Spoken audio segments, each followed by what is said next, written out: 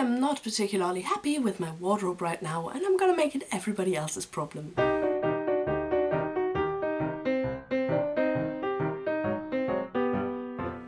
Hello Thistledown gang, welcome back to my channel. If you've already been here, if not, hi. It is lovely to have you here. Please stay, and by that I mean subscribe, even though I don't really have a lot of time to spend on video making at the moment because of university and things like that. Today I'm customizing a pair of jeans. Yeah, that's about everything I can say in this intro. Let's get to it.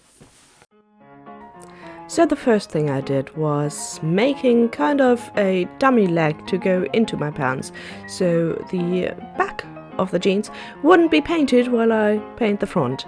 I made that out of this cardboard, which is very handy. I mean, I kept it afterwards just in case I want to customize more jeans. I might already have some for that.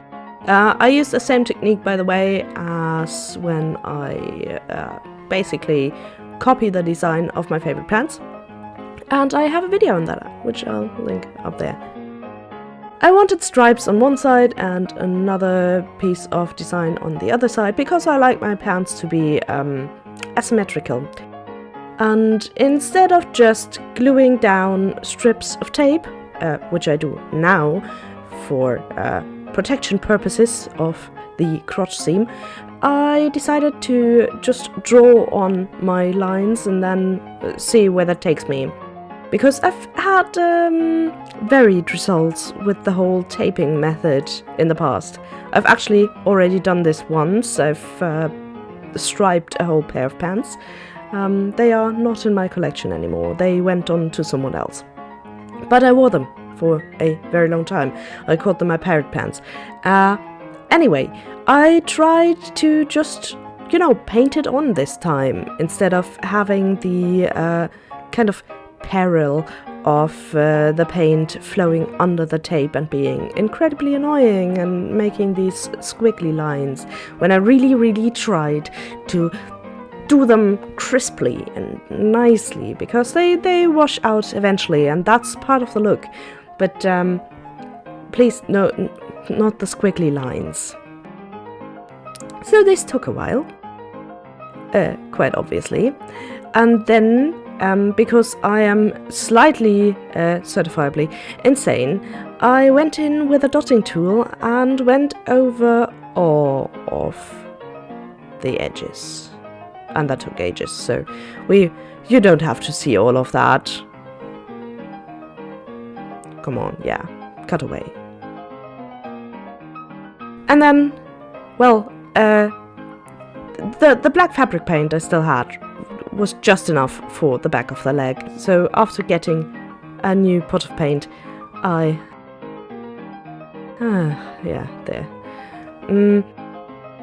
this thing. Why? So after getting a new pot of paint, I decided to actually do the taping method on the front. I went in with very. I tried to do it very well, like carefully, I guess, by just painting out I tried to paint in from the outside, so from the tape onto the fabric, to really avoid that bleeding situation, and that worked fairly well. And because the stripes weren't exactly just the width of the tape, I had to remove them and put them on again, and remove them and put them on again, and actually worked with two different sizes of tape because I just had it. So, I mean, the stash has to be good for something. I also did some corrections with the dotting tool in between, but it was a lot less work than on the back of the leg. I had to slightly remove that very flat fake leg to get into the crotch area, because that was kind of hard, but it worked out eventually.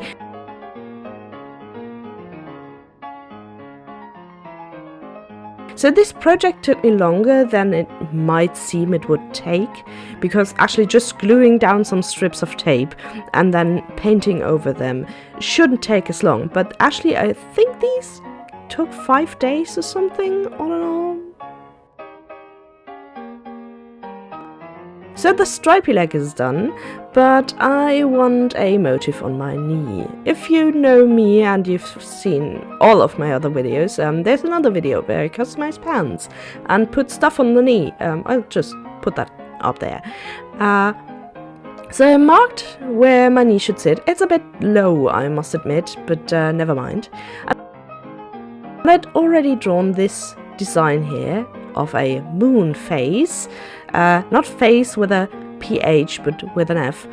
And then went and mapped that out. Not quite 100% like I drew it before, but I had a grasp on how the design worked and how the lines should work. And I wanted something like getting, somewhere up and down from there as well. So I went for these banner types. I mean, I like my banners. I use them a lot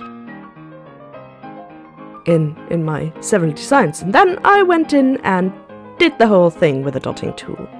I haven't worked a lot with dotting tools before this, but I find them to be okay. I mean, they're not brushes, but for jeans they might actually be better because you can press down and not distort your line. So that worked kind of well. I use them for all kinds of things also. I've been trying to get into modelage, sculpting. There might be a video on that at some point because I found that Thursday mornings, because I only have to go to lecture at 2 in the afternoon. So Thursday mornings are kind of okay for cutting videos. I just don't want to make any promises though. So when I had my moon face with an F mapped out, I decided to shade it, and this is where the whole dotting tool situation comes in handy too, because I just tried to not get as much of a deep value, so not completely black, and kind of shade it, and with a somewhat dry-ish dotting tool that worked really well. This is not the kind of shading I usually go for. I also pondered just going in with a highly diluted paint, so to have sort of a aquarelle watercolor effect, because that is usually what I do. But I think for what I wanted here, this worked really well. I don't know if you can tell, but in the end, this is kind of a circus theme. I'll be tagging this video with whimsygoth, because that is a thing that is happening right now. But what I call this style for myself is Lost Circus, because I don't know, I want to look like the embodiment of a lost place amusement park from, I don't know, the turn of the century. Does that make sense? I think that makes sense. I decided to go for the stripes from the other leg for the bandolier thing here, because I wanted to, I don't know, I couldn't just leave it empty, but I didn't just want to put any old quote in there that didn't mean a lot to me, so I just went with the stripes, and that actually worked out really, really well, and I really like that motif. I'm so pleased how it came out. Apropos taking up those stripes again, I decided to also put them on the back pocket of that one leg that wasn't striped, because the other one isn't striped, that's just left empty. Here I don't have to map out a lot, and it's not a weird shape like a leg, so I just taped it down, and you can actually see the whole painting out from the tape into the fabric thing here. And then all that was left was kind of a few corrections, again with the dotting tool, and then these pants were done.